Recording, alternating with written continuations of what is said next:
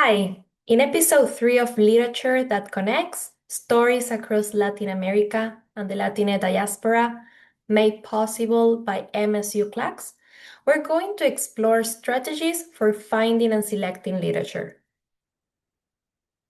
Recently, literature has been conceptualized as sociopolitical art and teachers as critical book curators. Under this view, we teachers can help students appreciate not only literary and artistic elements, but also how these stories can amplify marginalized voices through critical text selection. Here are two examples of book titles that amplify indigenous voices from Latin America. The book title Rainbow Weaver is a celebration of Mayan legacy and traditional clothing in Guatemalan culture, and Popo el Xolo, a story that features an Aztec myth and beliefs about life and death, celebrating Mexican heritage. As a critical book curator, I consider four components in the search and selection of literature: students, curriculum, literature, and classroom activities. I'll start with the first component, students. Take a moment to pause and think about your students. Ask yourself, who are they? And how who they are shapes your book selection. When I search for books, I normally think about my students' age, grade level, reading level, interest, racial, ethnic, and gender identities, their cultural and religious backgrounds, their language proficiency in English, their home languages and language practices, and more. When selecting books, I also consider my school curriculum. Personally, I aim to address gaps or silences. I ask myself, are there any groups underrepresented or overrepresented? Maybe you have taught the same curriculum several times. What is missing? Logistics do matter.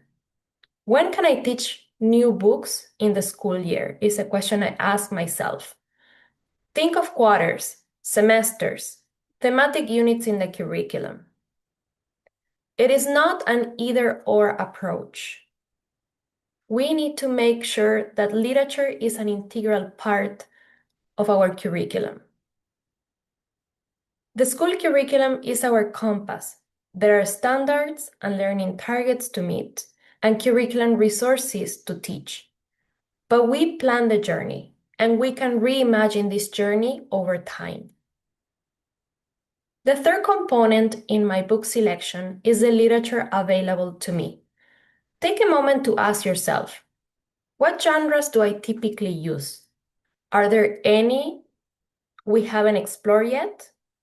Picture books, graphic novels, novels in verse, just to name a few. Who are the authors and the illustrators? What is the author's intent?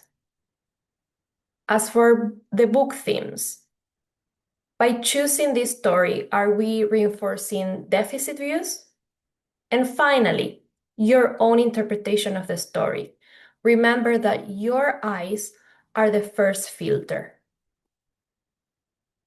Selecting stories that offer authentic portrayals of global cultures is the first step in planning instruction that promotes intercultural connection in respectful ways.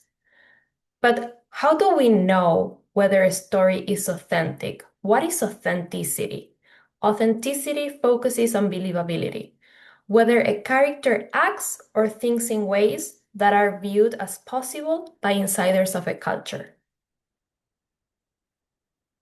No one story can ever tell the whole story of any culture because culture is ever-changing and dynamic. And there is not one story of any culture. When considering Latina literature, we need to make sure it accurately and sensitively represents the culture to avoid reinforcing stereotypes and a singular narrative about Latina people. We're reminded, so be suspicious of any book that claims to tell the story of a particular culture, because every culture has many stories. Scholars have developed resources to help teachers assess cultural authenticity in text. Here are guiding questions that you can use in your book selection of Latin stories. Consider the overall representation of culture, the use of Spanish language, characters that are multidimensional, their knowledge of English, the education level of adults, and the storyline. You can pause this video now to reflect on the questions at your own pace, or come back and watch it again later. The depiction of people is another important element to consider. Are the Latina characters afraid because are being chased or followed? Are they being controlled by others? Are they depicted as troubled, dishonest, deceitful? Are the Latina characters dark and sinister? Are they presented as fillers and tokenized? Do they look like white people with different colored skin? Are they similar in appearance to one another, or do they each have a unique look? Do their clothing and accessories reinforce stereotypes? Thematic book lists are valuable resources because they compile related text sets, making it easier and less time-consuming for us teachers to select books. Here is another source with teaching resources that you can find on the official website of CLASP, including a guide for teachers and thematic book lists. I also recommend that you check the K-12 global book lists and thematic book lists on the website of Worlds of Words. In addition to thematic book lists and other teacher resources, you can use book awards to find books. Throughout these episodes, I have made special emphasis on the America's Book Award. However, there are other important awards you can consider. There's the Pura Belpre Award, which is awarded to a Latino or Latina author and illustrator, and the Tomás Rivera Book Award, which recognizes books that depict the Mexican-American experience. Last, you can check out the Butler Award for books published outside the US and translated into English. Remember that there is a limited number of book awards, and therefore, good books do not always receive awards. So do not limit your book selection to books that only have awards.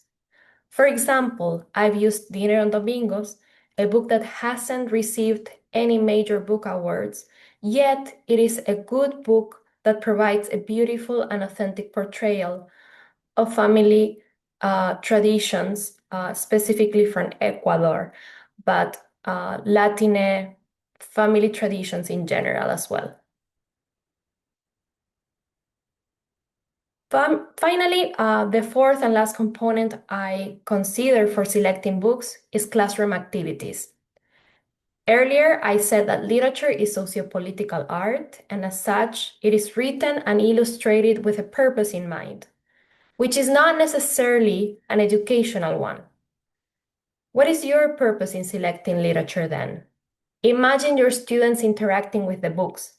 Perhaps you'd like them to explore identity and family traditions through text sets like Mexikid and Dinner on Domingos.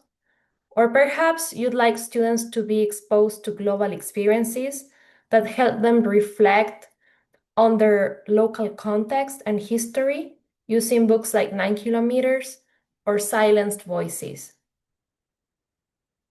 In this episode, we discussed how we teachers are critical book curators.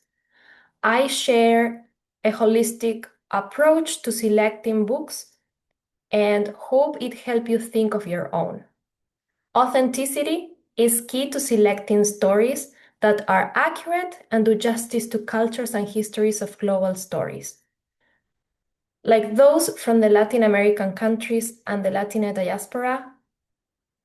And I will meet you again for the last episode where I discuss a lesson plan about a global story I taught in my ESL classroom.